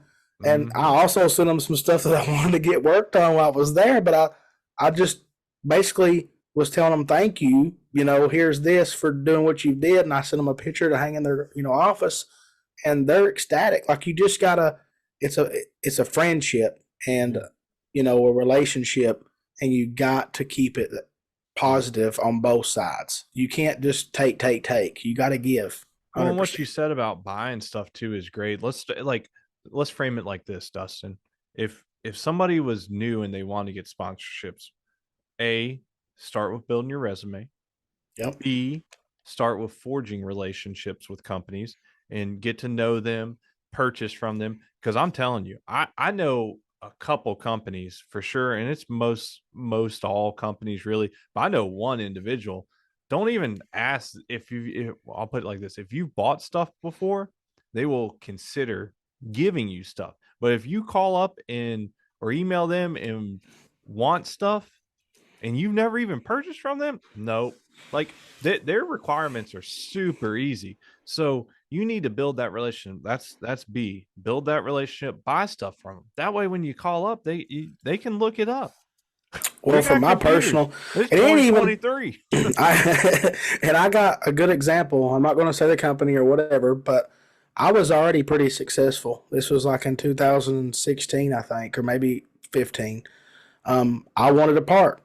I reached out to the company like, hey, I need to try maybe work out a deal. Maybe you can do some sponsorship on this product. And that person said, I always start my relationships as a customer basis first. I said, okay. So I bought the product. And then a year later, I needed the same product from other bike, and they helped me out on it. Yep. Just like that. So I made a mistake in what we're telling you not to do, Yep. but I learned from my mistake, and I've never done it again. I've never went to somebody and never dealt with them or done business with It's them in, and asked for something. it's downright insulting. It's Yep. insulting Yep. to ask a company to give you, sponsor you, whatever you want to call it, if you've never even bought anything from them. Because here's Exactly. the thing: companies, any company or any business is in business to make money. Yep. Like, giving And a shit lot of them away for ain't going free to help does them. not make money. That is And then not gonna, saying that, like, this is total off the wall number example. Let's just say you hired at a company and a part that you needed was $1,500, and they knew you've bought some stuff from them, and uh-huh. they come back and say, hey, we can give you $400 off of this product. You better take it because that's how you start it. That's how you start the relationship and make it grow. Is they give you an offer. They didn't have to do that, but they Yeah. did. So then you take it, and then you are happy because you just now saved $400, and maybe they didn't even cost them anything, but they still did that to help you. Yeah. And then the next time you need that, maybe you get it for 600 off or whatever. And it's just a snowball effect. It's very rare that you hit somebody up and they don't know you, don't know nothing about you, and you ask for something and you get it. Like it. I Well, mean, like I've we been said, doing we're this not for a long. recommending that. That's not Yeah, the way to go about it. been doing this for a long time myself, and I've never. It's very rare to get something free 99. Now, I'm not saying that I haven't, and the ones that have, I'm like an old dog. They're never going to get rid of me because I appreciate it. I'll rep them for the rest of my life, even if I don't need nothing. They give me. That's just the way it is. Like I would never. I appreciate what they done for me so much that they would never have to give me nothing else the rest of my racing. I would still always put them. I would support them. I would always stand behind them because they help me out that much. Yeah. But it's not a one way street. I'm giving them 110% back of what Well, I can. diving into what Dustin's touching on now is when you start. Here's the thing: when you decide you're going to start reaching out to potential sponsors too. All right, you've already built your resume. You've established a relationship with them, preferably a working relationship where you're a customer. When you're reaching out to them and all, do not even consider being offended, as Dustin mentioned. If you're asking for something and they just come back with, like he said, just an example. I mean, if you're looking at $1,000 part and they say, well, we can do it for 900. Well, they just saved you $100. Take It it. might not be what you wanted, but you Well, also, here's the thing that you have to understand. And this is going to vary company to company and product by product, and even sometimes product by product in companies. you're probably about to say what I was going to say. Go ahead. But don't judge whatever discount or deal you're given by a monetary value, because it varies. A company might buy stuff and then resell it.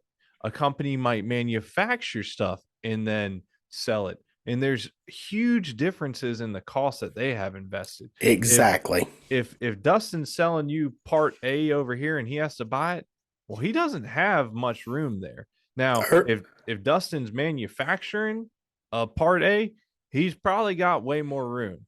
That's So something that people don't realize all around, even in me and the retail side of it. yeah, Our margins are freaking like very low. Like they're if we give you sometimes if I give you 5% off, I'm losing money. You know what I mean? Like you can't because some stuff they just big companies will have another manufacturer make it and they just buy it from them, but they get a deal because they buy a lot. But they still don't, there's not much meat on the bone. I mean, I've seen $1,000 parts and dealer cost is $50 difference. You yeah. know what I mean? Like there's not people if they give you 100 off $1,000 part, they're probably doing all they can do and take it, be happy, and grow Yeah. your relationship, build your And resume. do your research, know what you're asking for and know if that company makes them or buys them or whatever it is, because it's honestly not that hard to find out that info. So that would be what are we on? C? Yeah, Is that C, step C? I Anyways, know where who you're going knows? next, so I was about to say it. Well, I was just gonna say D or four, number four, whatever you want. We got to hit on it again. This is a working relationship. You know what a sponsor wants when they give you something? They want you to bring sales to them. Okay? Bingo. So it's not just about talking about them in a race report or whatever. That's great. If you win, if you're a badass and you're just winning every week, weekend and weekend out, like that does look great because as Dustin mentioned earlier, you know, you're winning with their product. It Okay. helps to be either really pretty or win. That's the. Yeah. Well, in the old NASCAR saying it was or no, the old car manufacturer saying was win on Sunday, sell on Monday. Yeah, yeah, That's it. That was what yeah, Ford, Chevy, that was back in the heyday of NASCAR and all that stuff.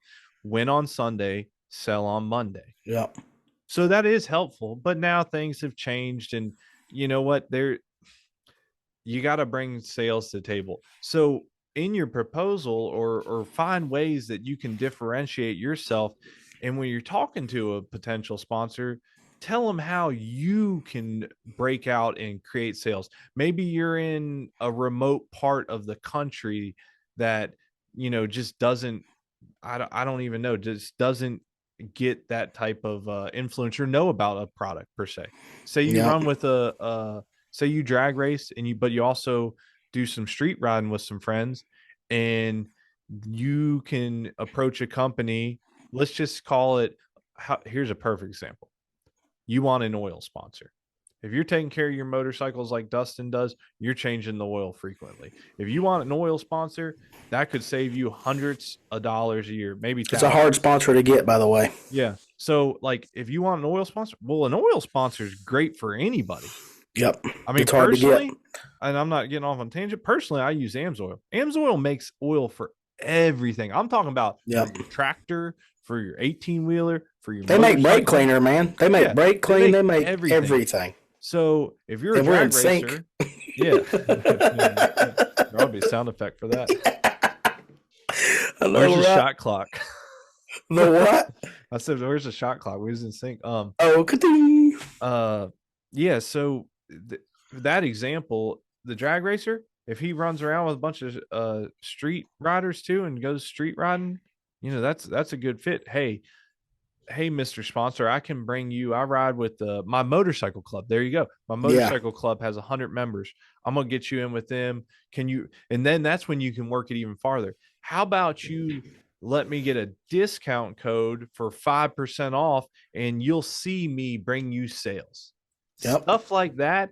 And then you can work out something like that where you're helping out your buddy. Yeah. And the next thing you know, the company has 50 sales using your discount code. Well, you're bringing money in at that point. And you could make agreements where you make this many sales and you can get this much discount off something you need. I mean, you could be as simple as, hey, our local B-Dubs, Buffalo Wild Wings, has a awesome bike night every Tuesday, and there's all kinds of people there, and I could probably sell your products. Well, try it one night. See if you could sell some of their products. And if you can, then you guys might be able to kick something off that's awesome right off the rip. I mean, do I think that everybody that races ought to be trying to sell some stuff for a company? No. I think that a part of you needs to represent the company. You can't be out there like, cussing everybody out on Facebook and making yourself look like an idiot. I flirt with that line myself. Glad you said that. And I didn't. Yeah, I got to be careful with that. I mean, I used to be way worse. You get excited. You get excited. Yeah, now I type things out and I delete it. Sometimes I'll type things out, screenshot it, and send it to B, and then I'll delete it. I was going to say that. I was like, damn. I was like, I get text message all the time, and it's like, Dustin types some shit out and then just send it to me. I'm like, I didn't send it, but I wanted to. He's learning. He's learnable. He's learnable in his older age. So I'm getting better. Yeah, that's I mean, that's the thing. It's a working relationship. And I'll be honest, I still have plenty of great companies that I either work with, I either buy stuff from, or they help me out. And I'll be honest, I'm probably not doing the great job as of late. But I also feel like I haven't really been asking for much in the last couple of years. And that's really just because it's a lot of damn work to take care of your sponsors properly. I'll tell you something part else. of the reason why I guess I'm less worried about sponsors now. Now, also part of it is I'm just, at a different point in my life where, I'm doing better and doing more things. So I have a little bit extra money to spend on this hobby because it's a hobby of mine. So I'm just in a better place. But like I said, if I'll put it like this, if I was rich, I wouldn't ever have a sponsor because it's less work to do. It really if I could is. just put my damn name on a car or a motorcycle, then that would be perfect because I don't have to do anything else. Don't forget that if somebody gives you a discount, gives you something for free, or gives you money, you better provide them with value. And that's I tell you what, I'm talking about. A little funny one for me. When I was younger, I raced old KZ bar bike. And I always went to O'Reilly's and I run Mobile One synthetic oil. And the guy that worked there one day, he was the manager. He said, "You're always up here buying this oil." I said, "Yeah, I got an old drag bike and I changed the oil like every 3 or 4 races. Just trying to take care of it." And he goes, "Here." And he handed me the oil and said, "This one's on me." And I personally went out and got O'Reilly stickers made at the local sticker guy's place and we call him Boomer, and I put "Thanks Boomer" under it. And I took my bike out there. They had like an open house deal. And he was the proudest person you ever seen. And I was, because he saved me $30 on a jug of oil. He only done it one time. And I give him back more than that $30 was worth. Yeah. But I was just so thankful of it. Because at the time, I mean, that was a big deal for me. I had to buy that like every 3rd check. I couldn't afford it. You know what I mean? Like, so, and my dad, I could get oil filters cheap at the shop. But for the most part, that was just like me barely getting it done. But I did do it because it had to be done. And I went and had the guy make the stickers for me. And I think it was like $5 or something. And, but it made his day. And I think after that, he gave me, I don't know, 2 or 3 more jugs of oil like through the year, And look what I did, though. Yeah, I took like just a little something and made it into that $30 turned into probably $120, $150, you know. And it was just because I give back to him. He had like a some kind of car deal where people come by and park their stuff. I took my bike out there, put it under a tent, and it was dirty, an old Yeah. drag bike, and it wasn't nice, but it was still people looked at it and it was cool, and he was just stoked about it, you know. That's just how you. It's just a partnership, man. I mean, you don't. It's just like if you have a spouse, you know, there's times you got to wash the dishes for your old lady, you know, or do something sweet, pick up something. You can't just be all them all the time. You got, Can't be all take. You got to be yep, give and take. yep, No, yeah, that was a great story, and that's a great example because yeah. as you mentioned, you know, you put in as much effort and money in that oil he gave you the first time, And I wasn't and even looking. You know what I well, mean? Like I you wasn't even weren't. asking. Well, no, you weren't looking. He didn't give you any stipulations, but you went above and beyond, and that's what got you additional stuff down the road. And Yeah. that's the thing. Yep. You got to figure out how to make your sponsors proud and Yep. what you can do for them if you want to have sponsors. Like I said, that's the thing that I'm trying to get the point of blah. I swear I haven't really been drinking. I did finish the last little bit, but it was probably about a shot worth. What was that sound effect? The wasted. Oh, the wasted. I'm not. I'm not. Okay, wait. Here you go. All right, that'll get You me got amped up. cartoon feet. Yeah, yeah. No, so that's the point right there is that well, hell, I done lost the point. What was I talking about? Growing relationships, and you know, sometimes, in Oh my honest, no, yeah, yeah. Sorry. The roundabout point is this: sponsorships are work, and you got to remember that it's not just getting stuff for free. So if you're not willing to put in the work, you probably shouldn't be looking for sponsors, or you're just going to have a bad relationship. It's going to be like a bad girlfriend and a breakup. more of the story is there's nothing free in this world. Nothing. No, well, 100%. That is true. So, um, and I'm speaking on this. I should have started off with this probably, but you know, my past is I've worked at a racetrack where I've secured sponsors for the racetrack. Now, I've also worked at a company in the industry that we deal in where I handled racer and event sponsorships. This is a good time to plug Night Marketing Group. Bam. Well, no, I was actually talking about Brock's. Yeah, I know, but what I'm But saying is you're yeah, good at marketing. I mean, that's like what you do. You know what I mean? yeah. So you know, I've been on that side of things where I was getting sponsorship applications, and some of them were bad, and some of them were great. And I could go on about relationships I forged back then that were turned out phenomenal, and they returned a lot of money, brought a lot of money in for the company, and some that were dismal at best. And then I've also been on my own side where, you know, I've tried to get sponsors and I've, you know, succeeded and I've also failed on that.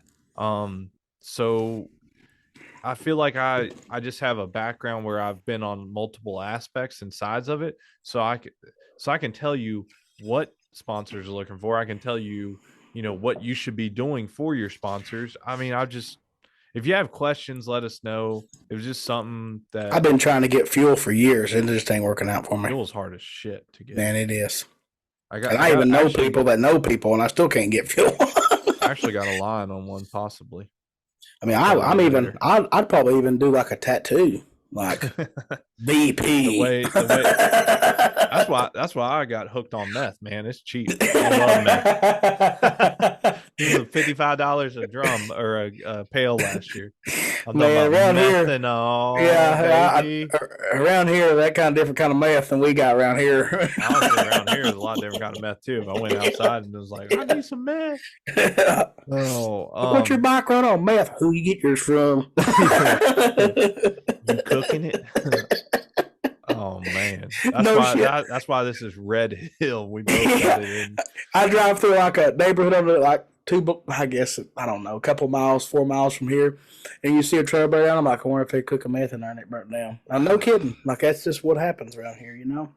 I think well, I shouldn't even say that. That's bad. I was gonna say Yeah. back where I live, at one point back in the day, they said it was because I'm not close to Interstate 81, but I'm not too far from it, like 20-25 minutes. And apparently, like just this general area, and because of 81 and the ability to move. Anyhow, long story short, apparently this area used to be like the meth capital of the country. Wouldn't surprise me. Yeah, it wouldn't me either. But anyways, yeah, man, I It need a makes you fuel go, sponsor. change the subject. Oh man. Yeah.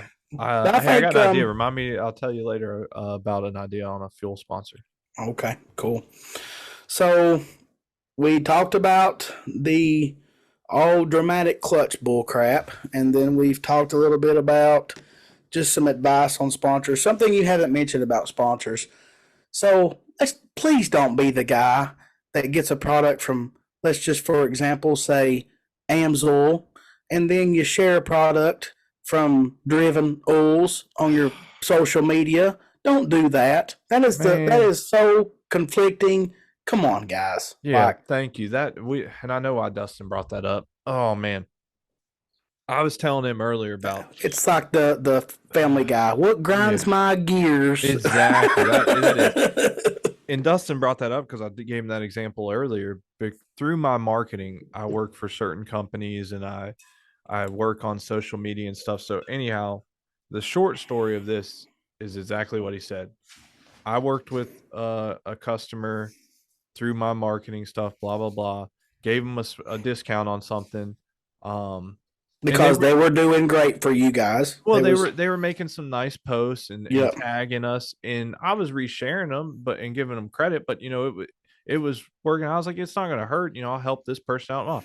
Well, they months went on, and they're, hey, what about this? I was like, well, when you're ready to get something, let me know. I'll try and help you out again. Blah blah. Next thing I know, I'm looking one day and I'm getting tagged in photos of something, and this person is not only tagging the company who I'm working through, but they're mentioning a competing company that apparently they got sponsored by. And I was just like, do you have like a mind blown sound you can do? Yeah, I got this one right here.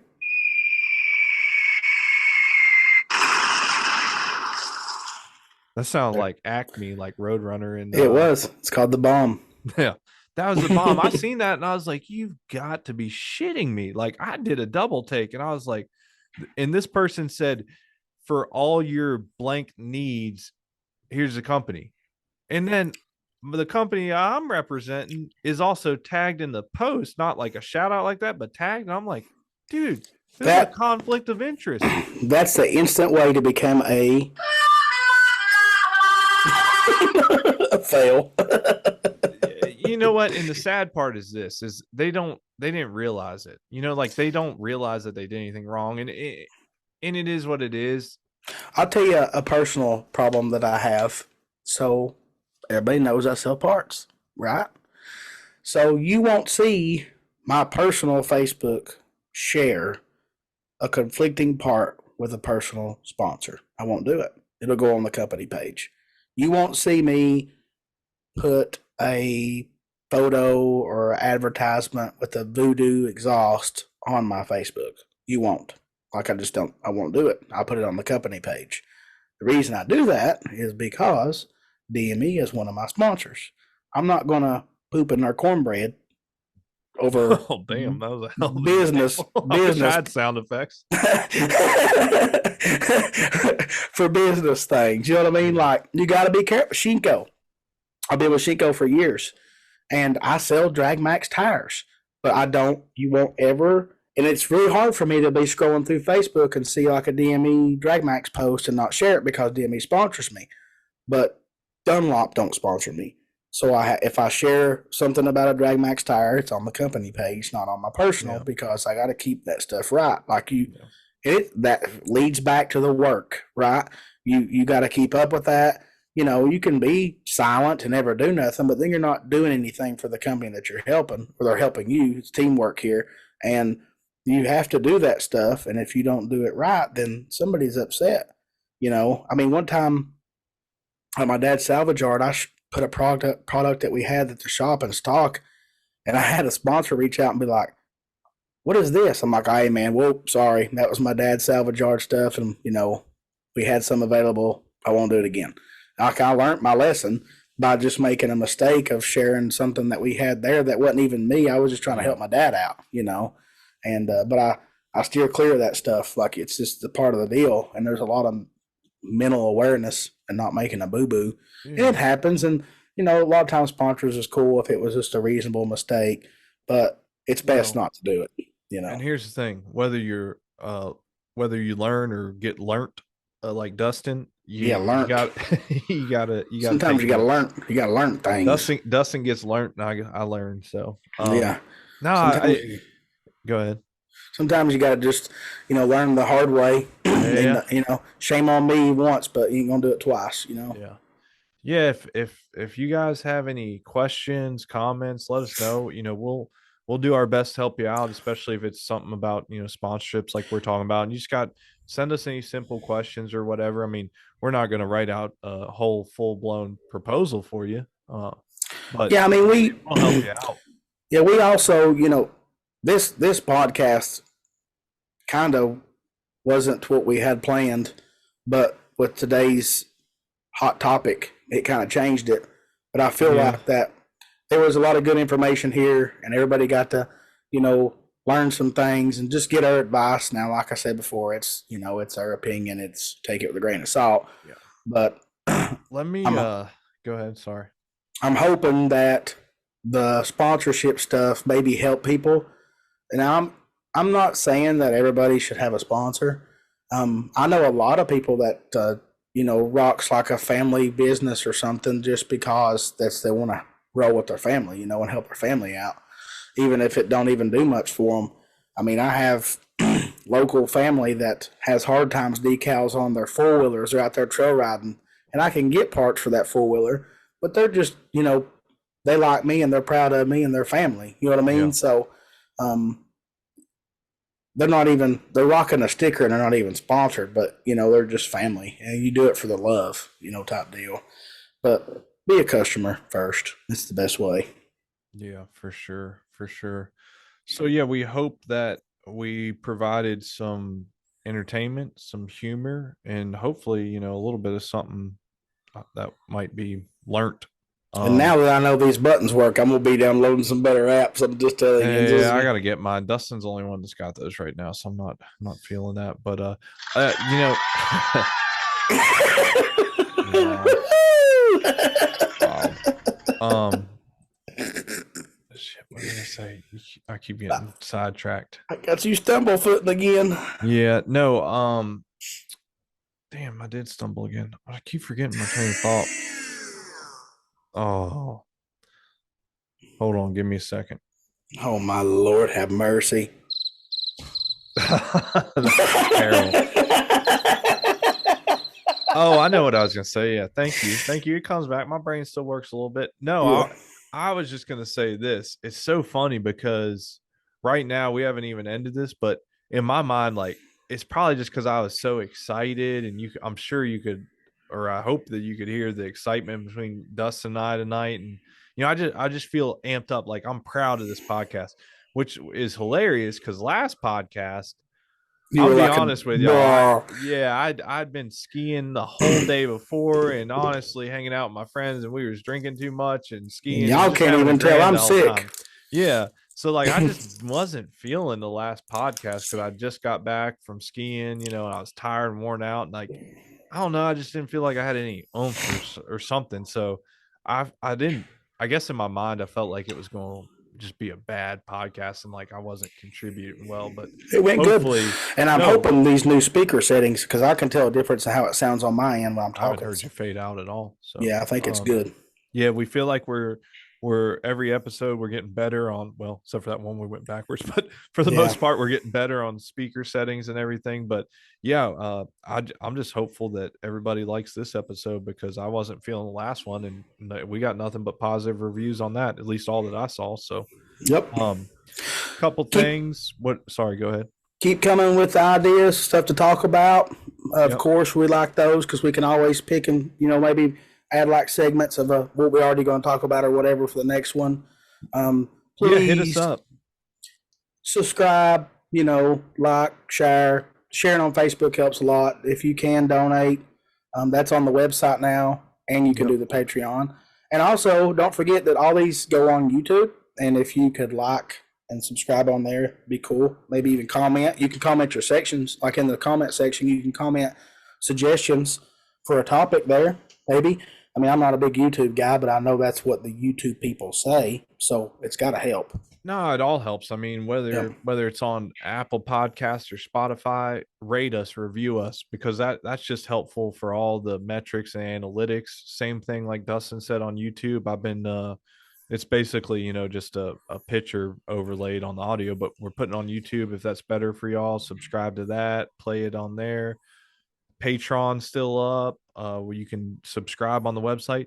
Guys, we're super thankful for everybody that's supporting us right now. I think we're right around 40ish, maybe even closer to 50ish, 50 people that have pledged monthly. That's phenomenal. We're super thankful for y'all. But what that means is basically for the giveaways right now, you got a 1 in 40 chance to win something, because we Yeah. are giving away gift certificates and even products.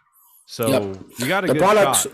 we're kind of waiting until they get a little higher before the product thing, but right now it's going to be on the certificate train for a little Yeah. bit. And there's one other company that I'm waiting to hear back from that I think everybody will really like a lot for the gift certificate part too. Yeah, we're working hard on that stuff. So yeah. And if you want to subscribe, all it takes is $1 to get entered in the giveaways. I'm gonna call it out right now. Let's do another one next week. I want to do another one. Sounds good. We'll do another one next week. And what else, Dustin? I hit the buzzer. Well, before you cut me off, we got to shout the sponsors out at least one more time. Of course. Okay. And we did a little bit. I don't know if we call it a full spotlight on MPS, so we'll do a little bit more. But next time, remind me, we're going to spotlight another sponsor. We're going to Yep. spend some time, maybe 5-10 minutes there. But for now, we would like to thank MPS Racing, Penske Racing Shocks, MTC Engineering, Platinum General Services, Kevin at Manchester Mines, Montgomery Motorsports, Hard Times Parts and Service, Night Marketing Group, the well-known and soon to hit the internet University of Wynn. We're working hard on that. Mike at BMF Components, and like I said, we got a few others in the works. But yeah, we appreciate all the support. You're ridiculous. All right, you got anything else? Oh man. Thank you very What much.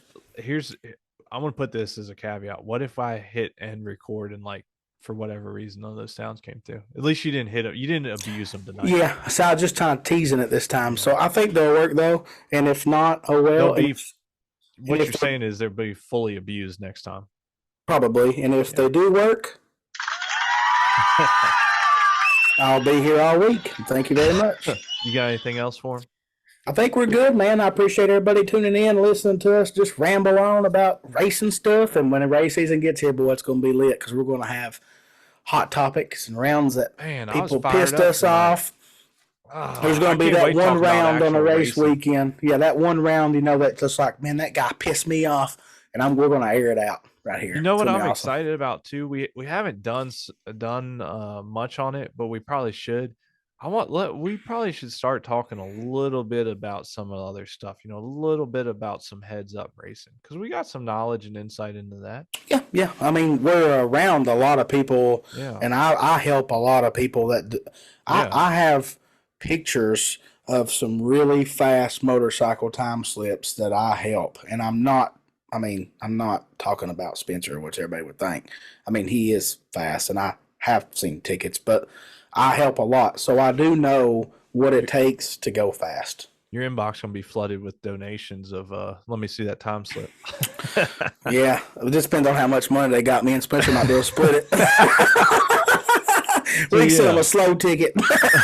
Yeah, exactly. So yeah, we're excited for racing season, because I told Dustin I'm excited to talk about it. So yeah, especially like after a race weekend, what's fresh on our mind, and we can talk about it. And it's going to be a little difficult for me when I have back-to-back races to squeeze in 2 or 3 hours in the office, but we'll figure it out. Yeah, for sure. So I don't know, man. You got any closing sounds you can do? Because I'm done.